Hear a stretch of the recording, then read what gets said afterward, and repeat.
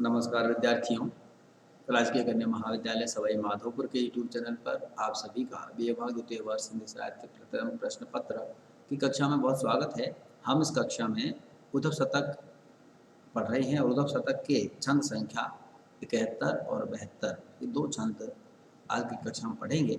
छंद संख्या 71 देखिए, एते दूर देशनिसो संदेशनिसो सखनि संदेशनिसो एते दूर देशनिसो सखनि संदेशनिसो लखन चाहे जो दशा दूसरे है हमारी है कहे रत ना करे पे भी समय वियोग भी था कहे रत ना करे पे भी समय वियोग भी था सबद विहीन भावे ना की भावे वारी है अने और अंतर प्रतीति ये है जाते हमें रीति नीति निपटे भुजंगनी की न्यारी है आखने ते एक तो सुझाव सोनी बे को लियो कानन ते एक देखे बे कीटे के धारी है। ये छंद है, छंद में कुछ कठिन शब्द है, वो कठिन शब्द आप देखिए। सखानी, सखानी यानी सखा मित्र, और लखन, लखन का मतलब होता है देखना, और भाववारी, भाववारी, भाववारी का मतलब भावना से समझा जाना, महसूस किया जाना, और ताते उस पर, रीति नीति, रीति और नियम, निपट बिल्कुल एकदम, टेक प्रण, काननते कानों से, और भुजंगनी सांपों की। ये जो छंद है, इस छंद में गोपियों ने जो उद्धव का जो कथन था उसका खंडन किया और उद्धव और कृष्ण दोनों पर आक्षेप किया है, और उन्हें ये कहा कि जो हमारी प्रेम की जो भावना है उसे ज्ञान के द्वारा, तर्कों के द्वारा उसे नहीं समझा जा सकता, उसे सिर्फ अनुभव किया जा सकता है और भावना का विषय है, और इसलिए हमारे जो प्रेम की जो भावना है उसको भावना से ही अनुभव किया जा सकता है। किसी दूसरे के संदेशों के माध्यम से उसकी जो प्रेम की स्थिति है उसको नहीं देखा जा सकता, समझा जा सकता। तो पहला जो छंद है उस छंद की पंक्ति देखिए, एते दूर देशनिसो सुखानि संदेशनिसो एते दूर देशनिसो सखानि संदेशनिसो लखन चाहे जो दशा दूसरे है हमारी है। गोपियां उद्धव से कहने लगी कि इतने दूर जो कि है उद्धव, जो इतने अधिक दूर देश से अर्थात कृष्ण मथुरा चले गए तो वहाँ से अपने मित्र को संदेश भेज करके सखन संदेशनिसो हमारी, लखन चाहे जो दशा दुसह है हमारी, हमारी जो दुसह है असहनीय अति कष्टदायी जो हमारी जो ग्रह दशा है उसको वो देखना चाहते हैं, अपने मित्र के संदेशों से हमारी दशा प्राप्त देखना को का पता करना चाहते हैं। ये बड़ी अनोखी बात है। कैसे? कहे रते ना करे पे बेसमय वियोग भी था सबद विहीन भावना की भाववारी है, कि बड़ी अनोखी बात है, क्योंकि जो विषय जो विरह व्यथा है, विषम व्यथा है, वह शब्द विहीन है, वह शब्दहीन है, वो शब्दातीत है, उसे जो वियोग व्यथा है उसे शब्दों में बयान नहीं किया जा सकता। वह उसका शब्दों में वर्णन विरह व्यथा का नहीं किया जा सकता, और भावना की भावहारी है, और जो प्रेम है वह तो भावना से ही उसे अनुभव किया जा सकता है, महसूस किया जा सकता है, वह केवल भावना का विषय है, अनुभव का विषय है।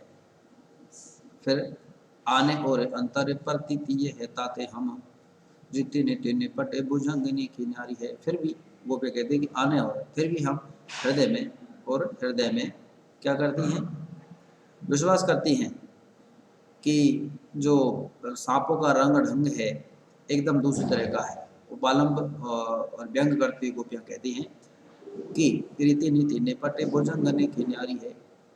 फिर भी हम प्रेम करती हैं कृष्ण को और फिर विश्वास करती हैं, और कि जो सांप हैं इन दोनों का जो रंग ढंग है वो बिल्कुल ही अलग तरह का है, बिल्कुल ही इनका जो नियम अलग है। एक तो अपनी आँखों से सुनना चाहता है और दूसरा कानों से देखना चाहता है। अर्थात उद्धव तो अपनी आँखों से सुनना चाहते हैं गोपियों के मुख के वचन, आँखों से देख रहे हैं, इसके बाद भी वो उनकी उन्हें ब्रह व्यथा को, प्रेम को महसूस नहीं कर रहे, अनुभव नहीं कर रहे हैं। और कृष्ण वहाँ से बैठे बैठे अपने मित्र के माध्यम से जो अपनी प्रेमिकाएं हैं, ब्रजवासी हैं, उनकी जो ब्रह व्यथा है उसको कानों से देखना चाहते हैं, अर्थात सुन करके उनकी ब्रह व्यथा को वो देखना चाहते हैं। दोनों की ही बड़ी अनूठी ये विचित्र रीति है, अर्थात सांपों का जो व्यवहार है ये विलक्षणता का सा व्यवहार कर रहे हैं। आँखें ने तो एक तो सुझा विसुनि बेको लियो, कानन ने ते एक देखे बेको टेक धारी है। तो यहाँ इन पंक्तियों में गोपियों ने कृष्ण और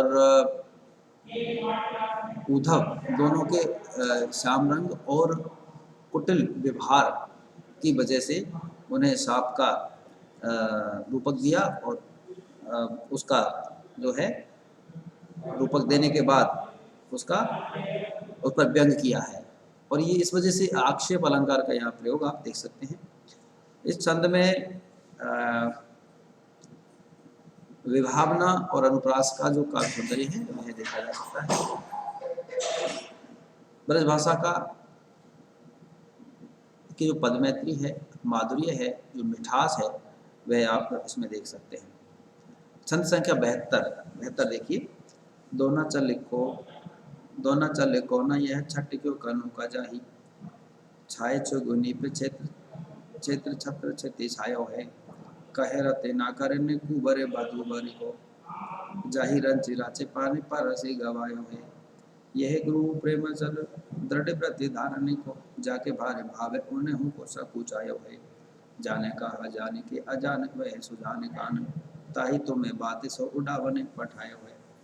ये जो छंद है, इस छंद में भी गोपियों ने कृष्ण पर, अपने प्रिय तम कृष्ण पर आक्षेप लगाया, उपालंब व्यक्त किया है, और जो कृष्ण के प्रति जो उनका प्रेम है उसकी प्रगाढ़ता, दृढ़ता, अनन्यता, एकनिष्ठता की अभिव्यक्ति इस छंद में कवि ने गोपियों के माध्यम से की है। कुछ कठिन शब्द हैं वो इसमें देखिए।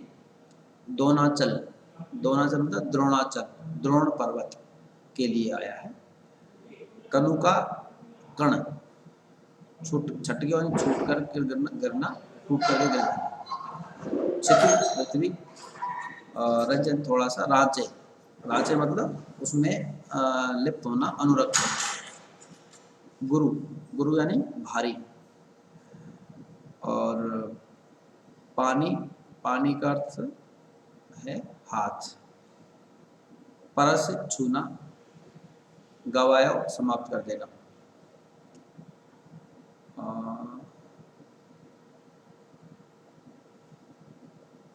पठायो भेजना। पहली पंक्ति देखिए। दोना चल कोना यह छठ क्यों कनु का जाए, छाए छुगुनी पे क्षेत्र छत्र क्षति छायो है। पहली पंक्ति में गोपियां उद्धव से कहने लगी कि ये जो हमारा प्रेम है उसे भी कृष्ण ने द्रोणाचल की तरह समझ लिया है, कुब्जा के कुबड़ की तरह समझ लिया है, और हमें उसी तरह से हमारे साथ में व्यवहार करने के लिए तुम्हें भेजा है। तो उसी का चिंतन करती कि हे उद्धव, हमारा जो प्रेम रूपी जो द्रोण पर्वत है, पर्वत से टूटकर अलग हुआ टुकड़ा नहीं है। दोना चलो कोना यह छठ क्यों कनु का, कि हमारा ये जो प्रेम है ये द्रोणा पर्वत का टूटा हुआ एक कण, एक टुकड़ा नहीं है, जिसे छाया छुगुनी पे क्षेत्र छत्र क्षति छाया हो, कि जिसे उन्होंने, कृष्ण ने अपनी एक छोटी सी उंगली पर उठाकर पृथ्वी पर की रक्षा करने के लिए छत्र सा उन्होंने छा दिया, धारण कर लिया, और कह रहे थे ना करने कुबर बधुवर को, और न ये जो है कुब्जा का जो मथुरा में जो श्रेष्ठ वधु कुब्जा थी उसका एक कुवड़ है कि जिसे जाही रंच रंच थोड़ा सा भी रंच पान परस ही गवाया, जिसे उन्होंने थोड़ा सा स्पर्श करके अपने हाथ का थोड़ा सा स्पर्श करके उसे मिटा दिया था, कुबड़ को दूर कर दिया था, गिराया मतलब समाप्त कर दिया। यह गुरु प्रेमाचल दृढ़ व्रत धारणे को जाके भारे भाव उन्हें को सब कुछ आयो है कि हमारा जो प्रेम का जो पर्वत है, प्रेमाचल प्रेम का पर्वत है, ये बहुत ही दृढ़ व्रत धारण करके हमने इसे धारण किया है, प्रेम को इसको पाला है। और ये हमारा जो प्रेम है बहुत गुरुतल ये है, बहुत भारी है। इसीलिए कृष्ण यहाँ आने से संभवतः डरते हैं, सकुचाते हैं। उन्हों को सकुचाया है जाके भार भाव उन्हों, जिसके प्रेम की जो गहनता है, भारीपन है, उस गहनता की वजह से ही जो कृष्ण है वो आने में यहाँ सकुचा रहे हैं। जाने कहा जाने के अजाने हूँ, अजाने वह सुजाने कान, ताही तो मैं बात सो उड़ावने पठायो है। जाने कहा जाने के, अजाने वह सुजाने का। तो आगे गोपियाँ कृष्ण से कहने लगी, वो उद्धव से कहने लगी कि हमारे जो प्रियतम सुजान कृष्ण हैं ने न जाने क्या बात सोच करके, न जाने क्या सोच करके अज्ञानी जैसा व्यवहार किया और हमारे जो प्रेम का जो पर्वत है उसको उड़ाने के लिए योग की चर्चा रूपी हवा देने के लिए तुम्हें यहाँ हमारे पास भेज दिया। जाने का जाने के अजान वै सो जाने का, ताही तुम्हें बात सो उड़ावने पठाया। तो गोपियाँ उद्धव से यहाँ उस पर अपने प्रियतम की उपेक्षा भाव है, उस पर उद्धव के माध्यम से उपालम व्यक्त कर रही हैं, उन पर आक्षेप हैं। और इसमें ये जो शब्द हैं श्लेषात्मक बहुत सारे शब्द इसमें इस छंद में देखे जा सकते हैं। श्लेष अलंकार का सौंदर्य, इसके साथ में सांग रूपक अलंकार भी इसमें देखा जा सकता है। और व्यतिरेक अनुप्रास अलंकार के सौंदर्य भी छंद में देखा जा सकता है। ये छंद जो है गणाक्षरी काव्य छंद का बहुत ही सुंदर उदाहरण है। और छाई चुगनी पे क्षेत्र छत्र चित्ती छाया हुआ है, ये जो 6 वर्ण की वृत्तानुप्रास अलंकार, आवृत्तिकरण वृत्तानुप्रास अलंकार का सौंदर्य इसमें आप देख सकते हैं।